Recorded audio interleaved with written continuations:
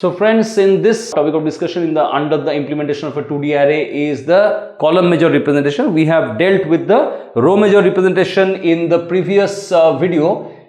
In this video we are going to discuss the column measure representation of the implementation of a 2D array. So the number 2 representation is a column measure representation where the elements, the allocation of the memory allocation of the elements is done column by column in a format of column by column, where the column is given the priority than the row. So column measure representation, I will just explain it by means of a logical structure and then write down the physical structure, and then I will show you how a sum can be solved, a problem can be solved by the different formula which are related to this entire discourse. Column measure representation. Column measure representation. That is, suppose there is an array. We are going to write the logical representation of a 2D array. Suppose the array is A33. And these are the number of rows, these are the different rows, these are the number of columns. There are 3 rows, there are 3 columns. This is the 0th column, this is the first column, this is the second column. Let me just write, just erase the arrows so that the index positions are legible and visible as well. 0, 1, 2, 0, 1, 2. So this is the number of the indices of the columns is 0, 1, 2. Indices of the row are 0, 1, 2. So here we are going to give the priority to the column. That is, column will be given the priority over the row. In the row measure representation, we have given the priority to the row. So in that case, the numbering was done in a top-down, left-to-right fashion. Now it will go in this manner. First, we'll traverse this entire column. Then we'll come to this column, start from the first row, and then to the second row and the third row, and then come to this column and go to the first row, second row, and third row of the number 3 column. So the representation will be done like this. Suppose this will be 0, 0, this will be 0, 0, this will be 0, 1, this will be 0, 2, this will be 1, 0, 1, 1, 1, 2, this will be 2, 0, 2, 1, 2, 2. That is quite similar to the previous example, that is in the case where we have dealt with the row measure representation. The numberings of the cells are similar, but the arrangement of the different elements placed in these locations, placed in these cells in the physical memory, that is in the one-dimensional representation in the physical memory, is a bit different from the row measure representation, from that in the row measure representation. So I will write down, there are suppose 9 elements in this array. So I will get to see that there will be a one-dimensional array like this, having 9 positions or 9 cells, 1, 2, 3, 4, 5, 6, 7, 8 and 9 suppose. So how the numbering will be done? The first number is like this. We will just go column by column and not row by row as is done in the row measure representation. So this will be 0, 0, this will be 1, 0 and this will be 2, 0. That is, column remains constant in the first 3 cases and row varies from 0 to 1 to 2 and so on. And then again we come to the second column and this will be nothing but 0, 1.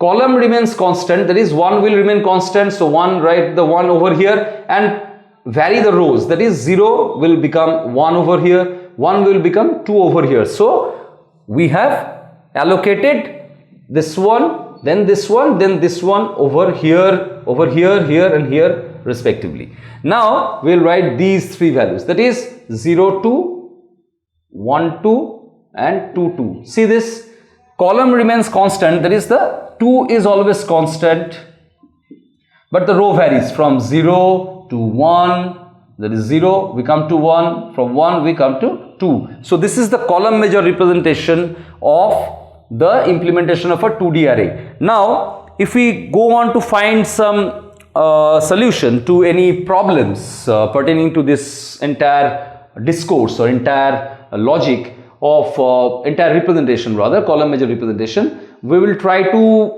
go into some formula, mathematical formula, which we will write over here and explain what are the different terms involved in the formula. So let me write the address of the formula of the address of the element at Aij. It is nothing but B plus W.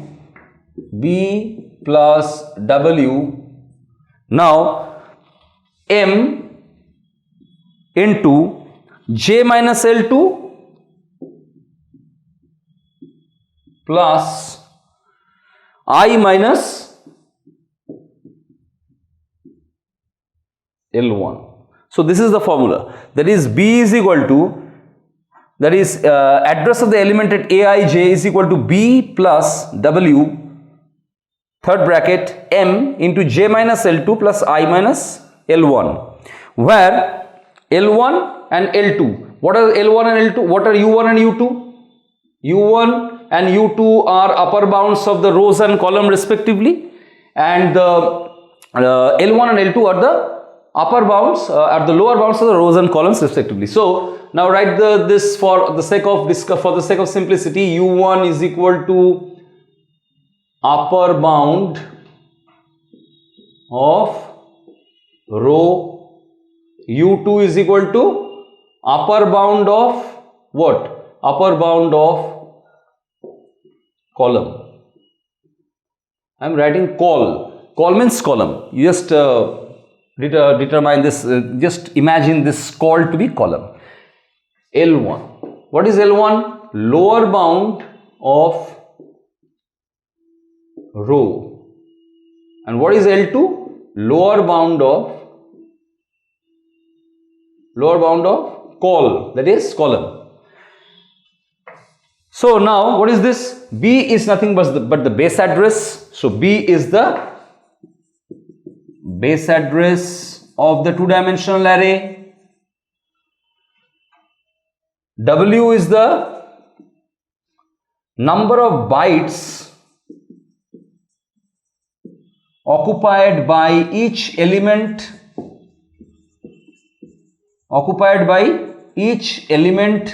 in the array. What is M? M is the number of rows.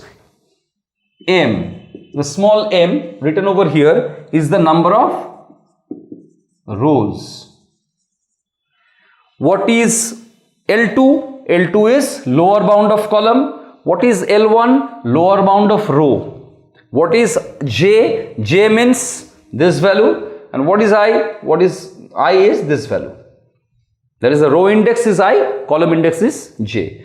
Now I will just go on to show you a mathematical problem in which we are going to find out the solution to the problem by applying this formula written over here, so that we can find out the address of any element at any position of the array given the base address. So we are going to write down the sum and come back to you. So now we are going to see the solution. We are going to try to find the solution of this problem which has been written over here. So let me read out the problem. Each element of an array A, starting from this row range is -20 to 20, and the column range is from 10 to 35, requires 1 byte of storage. You can easily understand why 1 byte, because 1 byte is nothing but the memory which is occupied, the bytes of memory which is occupied by a character data type. So we are dealing with character data type in this example. So requires 1 byte of storage. If the base address is 500, determine the address of the element A030. That is, we are going to determine the address of the element at 030 location, that is A030 element, the address of which is to be found out by applying the formula which has been discussed above. So let me write down the formula once again. that is address of element Aij is equal to B plus W into M into J minus L2 plus I minus L1. And what is the value of M? M is nothing but the number of rows. This M is number of rows. This W is the number of bytes occupied by each element of the two-dimensional array. B is the base address. L2 is the lower bound of the column. L1 is the lower bound of the row. So now we are going to find out the value of M by applying the formula number of rows. M is equal to number of rows is equal to, the formula is U1 minus L1 plus 1. So this is how to find the number of rows. M is the number of rows. We are going to find the value of which by applying the formula U1 minus L1 plus 1. What is U1? U1 is the upper bound of row. L1, what is L1? Lower bound of row. So number of rows in this example, in this problem, is U1 means upper bound of row. What is upper bound of row? This 20. See, 20, we'll write 20 over here. What is L1? Lower bound of row. Lower bound of row is 20, minus 20. So we'll write minus 20, 20 minus 20 in brackets plus 1. That is 20 plus 20 plus 1 gives us 41. So number of rows in this two-dimensional array is what? 41.